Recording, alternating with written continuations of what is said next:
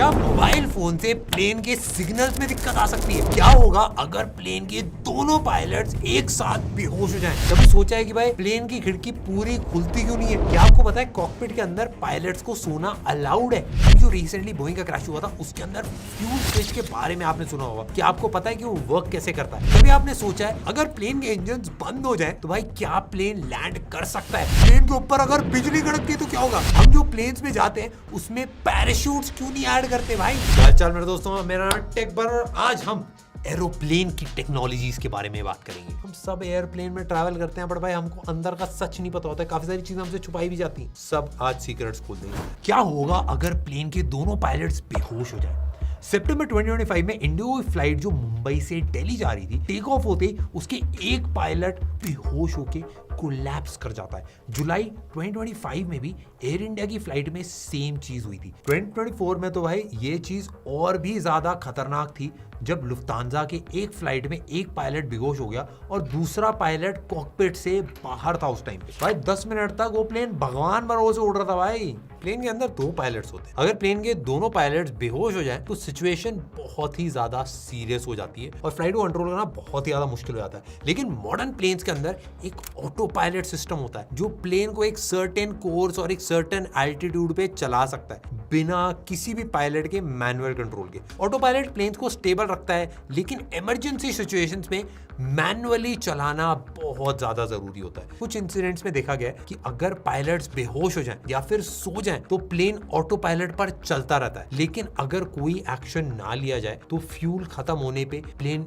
एकदम से गिर सकता है। ऐसे केसेस में कैबिन क्रू या फिर किसी ट्रेन्ड व्यक्ति को कॉकपिट में जाके कम्युनिकेशन करनी पड़ती है। एयर ट्रैफिक कंट्रोल से हेल्प लेके इमरजेंसी लैंडिंग करवानी पड़ती है। इमरजेंसी ऑक्सीजन मास्क कॉकपिट में लगे होते हैं जो पायलट्स के लिए ऑक्सीजन सप्लाई करते हैं और कैबिन में प्रेशर कम हो तो भाई उस कमी को ये ऑक्सीजन मास्क पूरा कर सकते हैं। इसी तरह के सेफ्टी मेजर्स पायलट की सेफ्टी और फ्लाइट के लिए कंट्रोल होने के लिए बहुत ज्यादा इंपॉर्टेंट होते हैं। इसलिए दोनों पायलट्स का एक साथ बेहोश होना बहुत ज्यादा रेयर और बहुत ज्यादा डेंजरस हो जाता है। फ्लाइट सेफ्टी के लिए भी भाई एयरलाइंस और aviation agency strict medical checks और सेफ्टी मेजर्स फॉलो करती हैं ताकि कोई भी ऐसी सिचुएशन आने वाली हो तो उसको पहले से ही रोका जा सके। जितने भी पायलट्स होते हैं उन सब का हर 6 महीने पे मेडिकल चेकअप कराया जाता है। साथ साथ भाई उनके सोने का टाइम बहुत ज्यादा इंपॉर्टेंट होता है और इसीलिए ज्यादा आवर्स भी नहीं फ्लाई कराया जाता है पायलट्स को, क्योंकि एक गलती प्लेन को क्रैश करा सकती है। आपको पता है लॉन्ग डिस्टेंस फ्लाइट्स के अंदर भाई pilots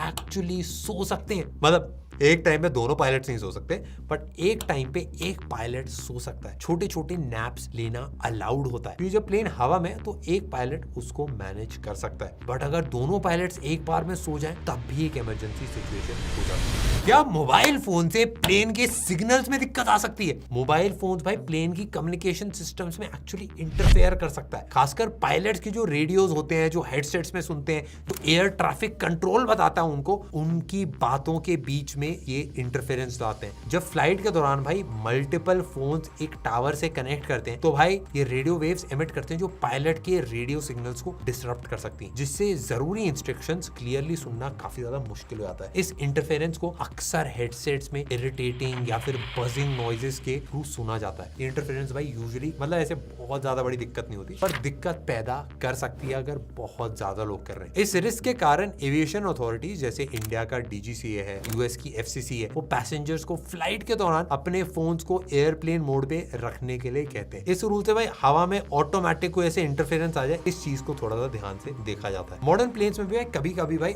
on board pico cell systems होते हैं जो एयरक्राफ्ट के अंदर लिमिटेड मोबाइल सिग्नल्स को हैंडल करते हैं, पर तब भी भाई फोन्स बहुत कम पावर पर सिग्नल एमिट करते हैं ताकि इंटरफेरेंस लिमिटेड रहे। साइंटिफिक स्टडीज में देखा गया है कि भाई मोबाइल फोन्स की वजह से अभी तक कोई प्लेन एक्सीडेंट कंफर्म नहीं हुआ है, पर इलेक्ट्रॉनिक डिवाइसेस जो रेडियो फ्रीक्वेंसीज एमिट करती हैं उनमें कॉकपिट के एसेंशियल इंस्ट्रूमेंट जैसे GPS होता है, कम्युनिकेशन रेडियो सिग्नल्स होते हैं, उनमें इंटरफेरेंस करने का पोटेंशियल होता है। एंड इसीलिए भाई सेफ्टी के लिए मोबाइल फोन्स और कोई भी ट्रांसमिटिंग डिवाइस को एयरप्लेन मोड में रखना सबसे ज्यादा यूजफुल रहता है। इंडिगो में अभी काफी बड़ा इशू हुआ था जिससे हजारों फ्लाइट्स कैंसिल हो गई थी। भाई मुझे भी भाई अपने दोस्त की शादी में जाना था, वेंकटेश भाई की शादी में जाना था, हो ही नहीं पाया यार, बड़ा दुख हुआ मुझे, मैं बीमार भी था वैसे बट कोई बात नहीं। और ऐसे ही नहीं सिर्फ इंडिगो के साथ हुआ, ये रायन एयर और लुफ्थांसा में भी सिमिलर क्राइसिस फेस किया था। इंडिया में ये चीज इतनी बड़ी इसलिए बन गई क्योंकि ऑलमोस्ट 60% शेयर इंडिगो के पास था। तो ये ऐसा ही इंपैक्ट डालेगा अगर इंडियन रेलवेज आधे दिन के लिए बंद हो जाए। इस वाली सिचुएशन के अंदर बहुत सारी अलग अलग सूत्रों से जानकारी मिल रही थी। सबसे पहले भाई इंफॉर्मेशन आई कि भाई सारे एरोप्लेन का सॉफ्टवेयर अपडेट होना है। मुझे तो पता ही नहीं था भाई एरोप्लेन में भी सॉफ्टवेयर अपडेट होता है, अभी तक बस फोन पे सुना था। बेसिकली सबसे पहले ये खबर आई थी कि एयरबस में, जो एयरबस बेसिकली कंपनी होती है जो सबके लिए प्लेन्स बनाती है, क्योंकि प्लेन्स एक्चुअली इंडिगो या ये कोई कंपनी बनाती नहीं है, ये बस रेंट करती है सारे प्लेन्स या खरीदती है। तो एयरबस जो कंपनी बनाती है, इंटेंस सोलर रेडिएशन की वजह से उनके भाई थोड़ा सा अंदर मामला हिल रहा था, तो इसलिए उन सारे एरोप्लेन्स में एक सॉफ्टवेयर अपडेट आया था। ये सबसे पहले न्यूज बाहर हुई थी। सोलर रेडिएशन से बेसिकली होता क्या है, हवा में जब प्लेन उड़ रहा होता है आपको पता नहीं होता आप ऊपर जा रहे हो नीचे जा रहे हो, क्योंकि आपको नीचे जमीन तो दिखती नहीं, आसमान ही दिखता है चारों तरफ। जो आपका टिल्ट है, एंगल है जिस पे आप चल रहे हो, वो थोड़ा सा इनकरेक्ट 1-2 डिग्री से भी हो जाए तो मेजर इश्यूज आ जाते हैं। तो इसी की वजह से ये पूरा सॉफ्टवेयर अपडेट था। बट ये सेम प्लेन्स तो बाकी सारी कंपनीज के पास भी थे, तो ये 100% इशू नहीं था। नेक्स्ट मेरे दोस्तों ये था कि भाई स्टाफ की शॉर्टेज हो गई है एकदम से। बेसिकली डीजीसी ने एक रूल निकाला था कि भाई पायलट्स को इतना रेस्ट देना बहुत ज्यादा इंपॉर्टेंट है, एंड उसके हिसाब से कुछ क्रू शॉर्टेज होगी ऐसा हम सबको लगा था। बट जितना हमारे रिसर्च में हमको समझ में आया, ये एक ह्यूमन एरर ही था, ये कंपनी की तरफ से एरर ही था, क्योंकि ये सारे रूल्स पहले आ चुके थे। बाकी सारी एयरलाइंस पे भी सेम रूल्स अप्लाई होते हैं, बट बाकी किसी में दिक्कत नहीं आई। इंडिगो की एयरलाइंस के अंदर ही ये स्पेसिफिकली दिक्कत आई, बट हम गलत भी हो सकते हैं। यानी अभी केस चलेगा, हमारा सुप्रीम कोर्ट एक रूलिंग देगा, उसके हिसाब से भाई एग्जैक्टली पता चलेगा भाई कहाँ पे किसकी गलती थी। बट अभी के लिए भाई हमने जितना टेक वाला एरिया था वो हमने सोचा आप लोगों को बता दें अच्छे से। लेकिन सीधी बात यह है कि इस इशू से नुकसान बहुत ज्यादा लोगों को हुआ। काफी लोगों ने अपनी शादी मिस कर दी, काफी लोगों के इवेंट्स से, भाई मैं अपने दोस्त की शादी में नहीं जा पाया, एंड हम सब मतलब इस परेशानी के थ्रू गुजरे थे, एंड सबको ही चैलेंज आया था, एंड उसका कंपनसेशन भाई पैसे में तो क्या ही होगा। क्या होगा अगर आप हवा में इमरजेंसी डोर खोल दोगे। 2022 में इंडिगो के एक पैसेंजर ने चेन्नई की फ्लाइट में इमरजेंसी डोर खोल दिया था। सिमिलरली 2025 में भी बैंगलोर की एक फ्लाइट में सेम एग्जैक्ट चीज हुई थी, जिससे फ्लाइट डिले हो गई थी। लेकिन अगर ये एग्जैक्ट सेम चीज कोई उड़ते हुए प्लेन में आकर करे तो क्या होगा। मैं जब भी बैठता हूँ ना इमरजेंसी सीट पे, अब तो मैं हमेशा 11A वाली सीट ही लेता हूँ, 11 सीट लेता हूँ भाई मैं। 11 अब मेरा रग नंबर हो चुका है। हर बार जब मैं इमरजेंसी सीट पे बैठता हूँ मेरा हर टाइम मन करता है भाई ये इमरजेंसी डोर को अगर मैं खोल दूं तो क्या होगा। बहुत चुल मचती है मुझे। बट अगर आप हवाई जहाज के अंदर इमरजेंसी डोर अगर आपने मिड एयर खोल दी, तो मैं आपको सिंपल बताता हूँ ऐसा प्रैक्टिकली हो ही नहीं सकता। इसके पीछे कुछ टेक्निकल और फिजिकल वजहें हैं। प्लेन का कैबिन का अंदर की तरफ एयर प्रेशर होता है, अंदर की तरफ से जो एटमॉस्फेरिक प्रेशर होता है वो काफी ज्यादा होता है। जैसे कभी आप नोटिस करोगे, अगर समझ लो चिप्स का पैकेट आप जमीन से लेके प्लेन के अंदर जाओगे तो ऊपर जाके प्लेन का पैकेट फूल जाता है। ऊपर हवा का प्रेशर कम होता है, अंदर का प्रेशर ज्यादा होता है। तो कैबिन के अंदर ज्यादा प्रेशर होने की वजह से डोर अपने आप नहीं खुल सकता, अनलेस प्लेन में कहीं छेद हो जाए या कोई एक्सीडेंट हो जाए। कुछ ऐसे एक्सीडेंट्स हुए हैं जिसमें भाई क्योंकि प्लेन अच्छे से नहीं बना था, तो एक्चुअली प्लेन की छत ही उड़ गई बीच उड़ते उड़ते, एंड वहां पे भाई सारे पैसेंजर्स को ऑक्सीजन मास्क लगा के रखना पड़ा। बट ऐसी कंडीशन में इसी प्लेन को लैंड कर दिया गया था। बट जैसे ही आपने प्लेन का गेट खोला, इमरजेंसी इवैक्यूएशन स्लाइड भी एक्टिवेट हो जाती है, जिससे मैल फंक्शन या फिर इंजरीज का रिस्क होता है। बेसिकली एक स्लाइड होती है प्लेन से उतरने के लिए कि भाई जैसे ही लैंड हुआ, अगर गेट वेट नहीं खोल रहा है मेन गेट, इमरजेंसी एग्जिट वाला खोलो और फटाक से भाई स्लाइड करे, वो उतर गए। ये जो मैं चीज़ें आपको बता रहा हूँ, ये सारी चीज़ें आप करने की कोशिश मत करना, क्योंकि आपको डेंजरस तो है, बट साथ साथ आपको जेल भी हो जाएगी। फ्यूल स्विचेस कैसे वर्क करते हैं मेरे दोस्तों। अभी मेरे दोस्तों जो ट्रैजिक एयर इंडिया का क्रैश हुआ था, उसकी रिपोर्ट में फ्यूल स्विचेस के बारे में बात हुई थी कि ये बंद होने की वजह से प्लेन क्रैश हुआ था। लेकिन क्या आपको पता है कि ये काम कैसे करते हैं? फ्यूल स्विचेस एयरक्राफ्ट के इंपॉर्टेंट कंट्रोल्स होते हैं जो इंजन की फ्यूल सप्लाई को रेगुलेट करते हैं। ये स्विचेस को पायलट इंजन स्टार्ट करने के लिए, शट डाउन करने के लिए यूज करते हैं। अगर इमरजेंसी में इंजन को इमरजेंसी शट डाउन करना पड़े तो इन स्विचेस का यूज फ्लाइट के दौरान भी हो सकता है। फ्यूल स्विचेस टिपिकली एक कॉकपिट में थ्रस्ट लीवर्स के नीचे लगे होते हैं। फ्यूल कट ऑफ करने के लिए पायलट को पहले स्विच को ऊपर लिफ्ट करना पड़ता है, फिर स्विच को डिजायर्ड पोजीशन में स्लाइड करना होता है ताकि गलती से स्विच को फ्लिप ऑन ऑफ ना करा जा सके। अगर ये पोजीशन फ्लाइट के दौरान गलती से या जानबूझ के स्विच हो जाए तो इंजन फेलियर हो सकता है, जैसे एयर इंडिया 171 क्रैश में हुआ था। नेक्स्ट है MCAS या फिर MCAS भी इसको बोलते हैं। इसका बेसिकली फुल फॉर्म है मैन्यूवरिंग कैरेक्टरिस्टिक्स ऑगमेंटेशन सिस्टम। अब जब बोइंग का प्लेन इंडिया में क्रैश हुआ था तो लोगों ने इस टर्म के बारे में काफी ज्यादा रिसर्च करी। जिससे पहले भाई 2 क्रैशेस थे जो बोइंग के ही 737 मैक्स एयरक्राफ्ट में हुए थे, उन्हीं के बारे में था। ये जो बोइंग 737 होता है उसी के अंदर एक टेक्नोलॉजी होती है, एक फ्लाइट कंट्रोल सिस्टम होता है जो लगाया जाता है, जो प्लेन के हैंडलिंग कैरेक्टरिस्टिक्स को इंप्रूव करता है, खासकर उन अनयूजुअल फ्लाइट कंडीशंस में जहां पे प्लेन का नोज बहुत ज्यादा ऊपर उड़ जाता है, जैसे high angle of attack situations के अंदर। एमकैस का मेन फंक्शन होता है कि एयरक्राफ्ट के नोज को ऑटोमेटिकली नोज डाउन पोजीशन में लेके जाए ताकि प्लेन स्टॉल ना करे। कभी आपने सोचा कि भाई प्लेन की खिड़की पूरी क्यों नहीं खुलती? प्लेन की खिड़की पूरी तरह इसलिए नहीं खुलती क्योंकि प्लेन का जो कैबिन होता है और जो कॉकपिट होता है वो प्रेशराइज्ड होता है। इसका मतलब अंदर की जो हवा होती है बाहर के एटमॉस्फेयर से ज्यादा प्रेशर में होती है। अगर प्लेन की विंडो खुल जाए तो ये प्रेशराइजेशन तुरंत रिलीज हो जाएगा, इससे अंदर की हवा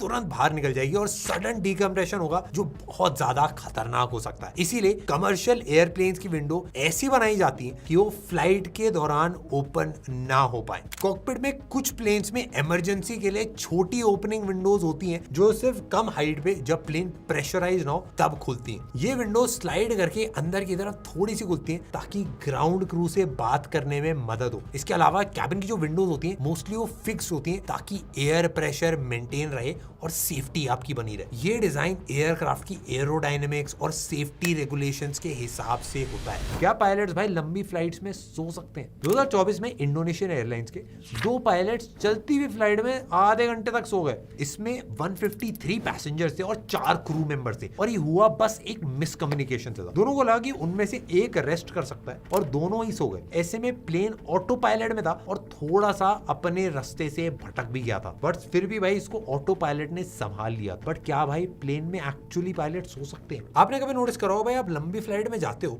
18 घंटे 20 घंटे की फ्लाइट में तो आप मस्ती से सो के जाते हो। भाई आप ट्रेन में भी जाते हो, 18-20 घंटे की ट्रेन होती है उसमें भी आप मस्ती से सो सकते हो। पायलट्स का क्या? 20 घंटे 22 घंटे जो पायलट्स फ्लाई कर रहे हैं, आपको पता है क्या वो भी सो सकते हैं फ्लाइट के अंदर? हाँ भाई, पायलट्स लंबी उड़ान के दौरान रूल्स के अकॉर्डिंग सोने के लिए उनको अलाउड होता है ताकि फ्लाइट की सुरक्षा बनी रहे। पायलट सोएंगे तभी वो सही से डिसीजंस ले पाएंगे। और पायलट्स के सोने के 2 मेन तरीके होते हैं। एक कंट्रोल्ड रेस्ट होता है कॉकपिट के अंदर। एक पायलट थोड़ी देर के लिए, यूजुअली 10 से 40 मिनट के लिए कॉकपिट में नैप ले सकता है, जब दूसरा पायलट पूरी तरह जगा हुआ है और कंट्रोल में रहता है। रेस्ट करने वाला पायलट क्रिटिकल फेजेस जैसे डिसेंट और लैंडिंग से पहले उड़ जाता है। दूसरा होता है मेरे दोस्तों बंक रेस्ट। लंबी उड़ान में जहां फ्लाइट भाई कई घंटे तक चलती रहती है, प्लेन्स में खास क्रू रेस्ट कंपार्टमेंट्स होते हैं जहां पर बिस्तर लगे होते हैं या फिर रिक्लाइनिंग सीट्स होती हैं। पायलट्स शिफ्ट्स में काम करते हैं ताकि कुछ पायलट्स आराम कर सकें और कुछ पायलट्स उसी दौरान प्लेन को उड़ा सकें। बड़े क्रू जो होते हैं उसमें 3 से 4 पायलट होते हैं। वहां ये रोटेशन सिस्टम होता है ताकि कोई भी पायलट थका हुआ ना रहे। रेगुलेशंस के अकॉर्डिंग वैसे हमेशा कम से कम एक पायलट कंट्रोल पे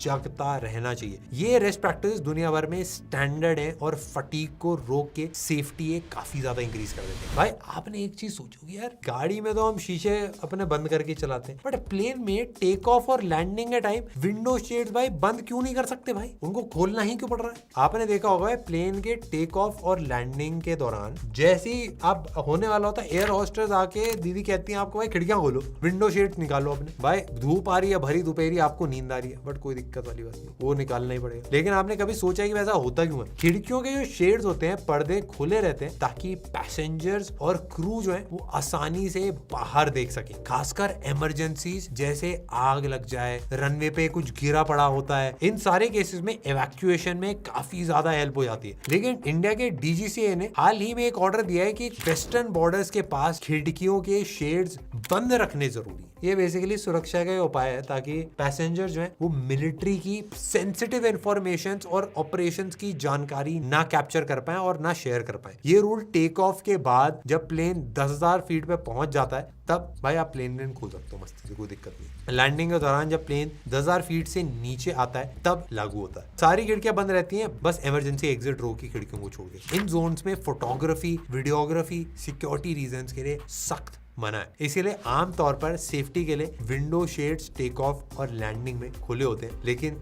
बस सेंसिटिव एयरपोर्ट्स पे ये इसका थोड़ा सा एक्सेप्शन है। अगर प्लेन के इंजन बंद हो गए तो क्या भाई प्लेन लैंड कर सकता है? 2009 में यूएस एयरवेज फ्लाइट 1549 उड़ान भरते हुए और उनके दोनों इंजन हवा में ही बंद पड़ गए थे। कैप्टन सली ने ऐसे ही मोमेंट पे एकदम सही तरीके से प्लेन को हडसन रिवर पे उतार दिया था एंड सारे पैसेंजर्स एकदम सेफ थे। इस पे एक मूवी भी आ चुकी है 2016 के अंदर। लेकिन अगर ऐसा ही हो तो क्या करा जाए? भाई देखो, अगर वैसे इंजन बंद हो जाए तो प्लेन लैंड तो कर सकता है, लेकिन ये इमरजेंसी सिचुएशन होती है जिसमें इंजन फेलियर या फिर डेड स्टिक लैंडिंग इसको कहते हैं। प्लेन को तुरंत कंट्रोल का रखना होता है और उस सिचुएशन में ग्लाइड करते हुए लैंडिंग स्पॉट ढूंढना पड़ता है क्योंकि इंजन में पावर नहीं होती। और ऐसे ही कुछ इंपॉर्टेंट रूल्स भी होते हैं। पायलट सबसे पहले प्लेन को बेस्ट ग्लाइड स्पीड पर कंट्रोल कर लेता है ताकि मैक्सिमम डिस्टेंस कवर कर सके बिना इंजन पावर के। इमरजेंसी लैंडिंग के लिए अवेलेबल रनवे, फील्ड या कोई भी और सेफ जगह ढूंढनी होती है जहां पे भाई बिना इंजन पावर के भी सेफली लैंड किया जा सके। Pilot air traffic control ATC को सबसे पहले इमरजेंसी डिक्लेयर करता है ताकि भाई उनसे मदद मिल पाए एंड प्रायोरिटी लैंडिंग में हेल्प हो सके। तो हाँ भाई, इंजन बंद होने के बाद भी प्लेन लैंड कर सकता है। प्लेन लैंडिंग के टाइम प्लेन के जो टायर्स होते हैं इतनी स्पीड में फटते क्यों नहीं है भाई? 2025 में एयर इंडिया के एक प्लेन के 3 टायर्स लैंडिंग के टाइम पे फट गए थे। जब वो मुंबई में लैंड हो रहा था तब वो बारिश की वजह से स्किड किया और प्लेन पार्किंग स्टैंड तक पहुंच गया था। सारे पैसेंजर सेफ थे एंड कोई बड़ा हादसा नहीं हुआ था। लेकिन आप ही सोच रहे हो भाई ये टायर वायर के चक्कर के ऐसा हो क्यों रहा है भाई? प्लेन के लैंडिंग के टाइम भाई इतनी तेजी से पहिए वही सब निकलते हैं और इतनी तेजी से सारा वजन पड़ता है, बट ये इतनी स्पीड में भी फटते नहीं है भाई। ब्रेकिंग सिस्टम और टायर्स को बहुत ध्यान से डिजाइन करा जाता है ताकि प्लेन सेफली लैंड कर पाए। जैसे इसके बेसिक रीजन है, प्लेन को टच डाउन करते टाइम एक स्पेसिफिक सेफ स्पीड से लैंड करना होता है जो एयरक्राफ्ट के वेट, रनवे कंडीशन और वेदर पे बहुत ज्यादा डिपेंड करता है। प्लेन के जो व्हील्स हैं और टायर्स हैं लैंडिंग के लिए स्पेशली बनाए जाते हैं ताकि हाई लोड और स्पीड को एब्जॉर्ब कर सके बिना फटे। लैंडिंग के बाद भी brakes, thrust, reverses, ground spoilers का यूज करके प्लेन की स्पीड जल्दी कम की जाती है ताकि व्हील्स पर एक्सेसिव स्ट्रेस ना पड़े। रनवे भी भाई स्पेशली डिजाइन की जाती है जिनमें फ्रिक्शन अच्छा हो जिससे ब्रेकिंग एफिशिएंट रहे। पायलट्स अप्रोच और लैंडिंग स्पीड को केयरफुली कंट्रोल करते हैं ताकि प्लेन लो स्पीड पर टच डाउन करे बिना व्हील डैमेज के। भाई आप लोगों ने नोटिस करा होगा टर्बुलेंस बहुत ज्यादा होती है प्लेन। भाई हालत टाइट हो जाती है, मेरी प्लेन कांपता है भाई, मेरी अंदर रूह कांपने लगती है भाई। टर्बुलेंस प्लेन के ऊपर से गुजरने वाली जो हवा होती है इसके इरेगुलर या क्योटिक मूवमेंट को कहते हैं। ये डिस्ट्रप्शन एयरफ्लो में काफी रीजंस की वजह से होती है। जैसे स्टॉर्म्स आ गए, जो बड़े बड़े स्टॉर्म्स या थंडर क्लाउड्स होते हैं तो उनकी वजह से हवा में अनस्टेबल करंट्स बनते हैं जो टर्बुलेंस क्रिएट करते हैं। थर्मल टर्बुलेंस भी होती है। सूरज की जो अनइवन हीटिंग होती है उससे जमीन के पास हवा गर्म होकर ऊपर उठती है और ठंडी हवा नीचे चली जाती है और ये पूरी हवा ऊपर नीचे जब होती है उससे एयर पॉकेट्स बनते हैं। विंड शेयर भी होता है जब हवा की डायरेक्शन या स्पीड में अचानक से चेंज आ जाता है। मैकेनिकल टर्बुलेंस भी होती है भाई, अगर समझ लो पहाड़ आ गया या बिल्डिंग आ गई तो हवा का फ्लो इन सब चीजों से भी डिसरप्ट होता है। टर्बुलेंस की वजह से भाई प्लेन थोड़ा हिल सकता है, लेकिन मॉडर्न प्लेन्स इस हिसाब से डिजाइन किए होते हैं कि भाई पायलट्स इसके लिए ट्रेन्ड होते हैं। टर्बुलेंस यूजुअली डेंजरस नहीं होता, बस डिस्कम्फर्ट होता है, झटके से लग सकते हैं। सीट बेल्ट इसीलिए हमको लगा के रखनी चाहिए ताकि आप सेफ रहे जब भी प्लेन झटके लेते हैं। प्लेन के ऊपर अगर बिजली कड़की तो क्या हो जाएगा? 1963 में पैनाम की एक फ्लाइट बोइंग 707 पे बिजली गिरी थी और उसके विंग पे आग लग गई थी। इस एक्सीडेंट के बाद प्लेन्स को बिजली से सेव करने के लिए नए सेफ्टी रूल्स बनाए गए थे। अगर प्लेन के ऊपर बिजली कड़कती है तो जनरली भाई प्लेन, मैं एकदम ऑनेस्ट बताऊं, प्लेन सेफ रहता है क्योंकि प्लेन जमीन से कनेक्टेड है नहीं, तो इसलिए ज्यादा फर्क पड़ता नहीं है। मॉडर्न एयरक्राफ्ट डिजाइन भी इसी तरीके से होते हैं कि बिजली की लाइटनिंग स्ट्राइक्स को आराम से बर्दाश्त कर सके। बिजली का करंट प्लेन के जो एल्यूमिनियम फ्यूज लगे होते हैं उनसे होके बाहर निकल जाता है। लाइटनिंग स्ट्राइक्स अक्सर प्लेन के नोज या कॉकपिट्स के एजेस पर लगता है, लेकिन एयरक्राफ्ट के आउटर बॉडी बिजली को कंडक्ट करने के लिए ही बनी होती है, इसीलिए अंदर बैठे पैसेंजर्स और पायलट्स को नुकसान नहीं होता है। आप में से काफी सारे लोगों को पता होगा भाई, अगर गाड़ी के ऊपर लाइटनिंग स्ट्राइक होती है तो गाड़ी के बाहर ही बाहर हो जाती है, अंदर जो लोग बैठे होते हैं उनको नुकसान नहीं होता। ऐसे ही भाई प्लेन के अंदर भी होता है। पायलट्स ऐसे केसेस में इंश्योर करते हैं कि भाई सारे कंट्रोल सिस्टम्स नॉर्मल चल रहे हैं और फ्लाइट के बाद भी एयरक्राफ्ट का थोरो इंस्पेक्शन होता है जिसमें माइनर डैमेजेस जैसे स्मॉल होल्स हैं सब चेक करके इनको रिपेयर करा जाता है, मतलब ऑफ कोर्स लैंड करने के बाद। इसीलिए भाई प्लेन पर बिजली कड़कने पर एक बज और फ्लैश बस सुनाई देता है और थोड़ा डराने वाला होता है, बट प्लेन और पैसेंजर्स के लिए एकदम ही सेफ रहता है, कोई ज्यादा दिक्कत आती नहीं। प्लेन की खिड़की में आपने नोटिस करो बहुत छोटा सा होल देखा है, वो क्यों होता है भाई? प्लेन की खिड़की में जो छोटा सा होल होता है उसे ब्लीड होल या ब्रीदर होल कहते हैं। इसका एक बहुत ज्यादा बड़ा इंपॉर्टेंस होता है प्रेशर बैलेंस। प्लेन के जो कैबिन होते हैं वो प्रेशराइज्ड होते हैं। बेसिकली अगर ये नहीं होगा होल तो हवा आसपास नहीं हो पाएगी एंड प्रेशर से भाई चटक सकता है काम। मॉइस्चर कंट्रोल के लिए भी बहुत ज्यादा यूज होता है। बेसिकली कंडेंसेशन को रोकता है। अगर विंडो के लेयर्स के बीच में मॉइस्चर जमा हो जाए तो भाई ट्रांसपेरेंसी काफी ज्यादा कम हो जाएगी एंड ये फॉग बन सकता है एंड बाद में दिक्कत आएगी भाई देखने के अंदर। ब्लीड होल से भाई मॉइस्चर बाहर निकाला जाता है एंड जमने से इसको रोका जाता है। प्लेन की विंडोज जनरली भाई 3 लेयर्स की होती हैं। एक आउटर लेयर होती है, एक मिडिल लेयर होती है और एक इनर प्लेन होता है। ये ब्लीड होल सिर्फ मिडिल प्लेन में होता है। आउटर प्लेन और इनर प्लेन एयर टाइट रहते हैं। इसका मतलब यह है कि विंडो की स्ट्रक्चरल इंटेग्रिटी या सेफ्टी पर कोई भी फर्क नहीं पड़ता। ये ब्लैक बॉक्स, आपने अभी जो एयर इंडिया की फ्लाइट में एक हादसा हुआ था उसमें ब्लैक बॉक्स के बारे में बहुत बात हुई थी। ब्लैक बॉक्स एक्चुअली होता क्या है और वो ऑरेंज कलर का क्यों होता है? 1934 में ऑस्ट्रेलिया में एक प्लेन में क्रैश होता है और उसमें डेविड वॉरेन नाम के एक इंसान के फादर की डेथ हो जाती है। जब उन्होंने देखा कि भाई प्लेन्स में ऐसे काफी सारे एक्सीडेंट्स हो रहे हैं, ऐसे में उन्होंने सोचा कि क्यों ना एक ऐसी चीज बनाई जाए जिससे एक प्लेन के कॉकपिट का डेटा और वॉइसेस रिकॉर्ड करी जा सकते हैं एंड क्रैश में भी उसके बारे में पता चले। 1956 में उन्होंने पहला फ्लाइट रिकॉर्डर बनाया था।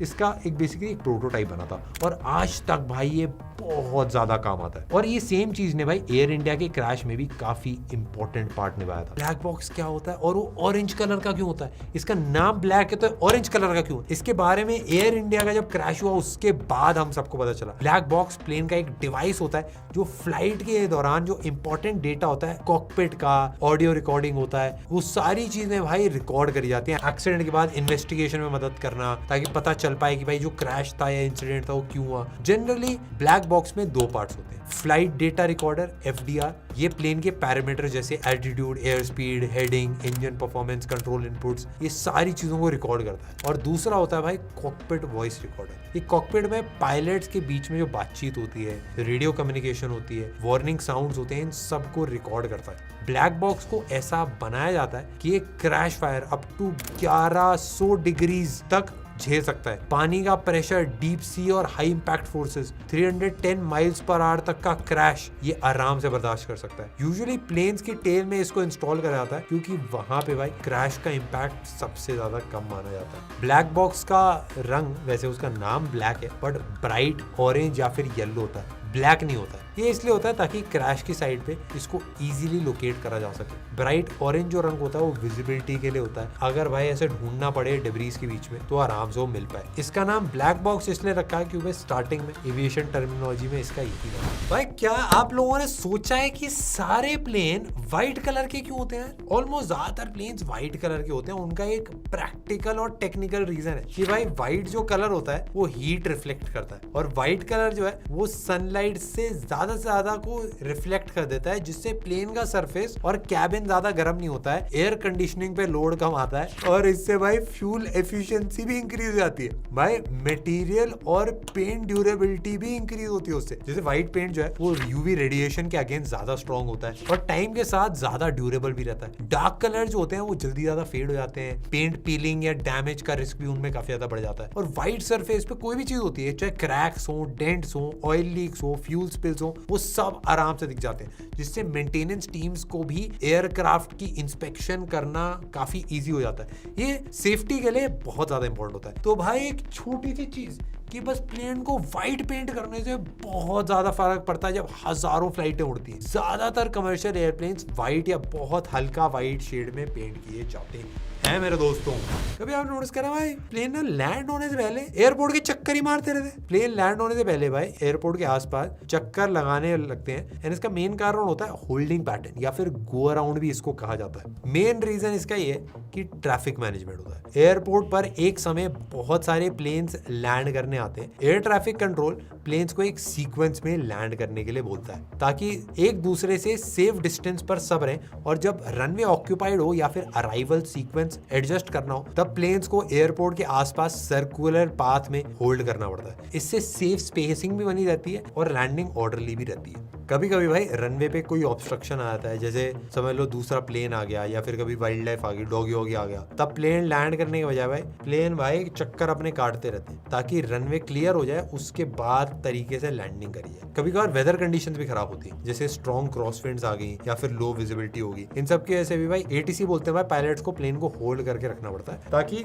जब तक कंडीशन बेटर हो तब तक लैंडिंग हो। आपने कभी नोटिस करा है कि प्लेन की लाइट्स उड़ते टाइम डिम हो जाती हैं ताकि पायलट्स और कैबिन क्रू पैसेंजर्स की आंखों को नाइट विजन के लिए एडजस्ट करने का समय दे पाए। जब लाइट्स डिम होती है तो आंखें अंधेरे के लिए प्रिपेयर हो जाती हैं। इससे अगर कोई इमरजेंसी इवैक्यूएशन होती है या फिर सडन लाइट फेलियर होता है तो लोग आसानी से जो एग्जिट पाथ्स हैं और जो इमरजेंसी साइंस है उनको देख सकें। ये डार्क अडेप्टेशन 10 से 30 मिनट तक लग सकती है, इसलिए लैंडिंग या टेक ऑफ के टाइम लाइट्स पर रोशनी काफी कम रखी जाती है ताकि आंखों की सेंसिटिविटी बढ़ी रहे। इसके अलावा डिम लाइट से कॉकपिट या कैबिन में ग्लेयर कम हो जाता है, जो पायलट्स के लिए क्रिटिकल फ्लाइंग फेजेस में डिस्ट्रैक्शन का काम करता है ताकि पायलट्स को आईज पे स्ट्रेन ना हो। हम जिन प्लेन्स में जाते हैं उसमें पैराशूट क्यों नहीं होता? कमर्शियल प्लेन्स में पैराशूट इसलिए नहीं होता क्योंकि उनके लिए पूरा प्लेन पैराशूट से सेफली लैंड करवाना और टेक्निकल और प्रैक्टिकल रूप से बहुत ज्यादा मुश्किल होता है। कुछ की रीजन है, जैसे कमर्शियल एयरक्राफ्ट बहुत बड़े और बहुत ज्यादा भारी होते हैं जिनकी वेट और स्पीड इतनी ज्यादा नहीं होती, क्योंकि एक पैराशूट पूरे प्लेन को सेफली ऊपर से नीचे लाने के लिए काफी बड़ा और स्ट्रॉन्ग होना चाहिए, ऑफ कोर्स, जो डिजाइन और डिप्लॉयमेंट में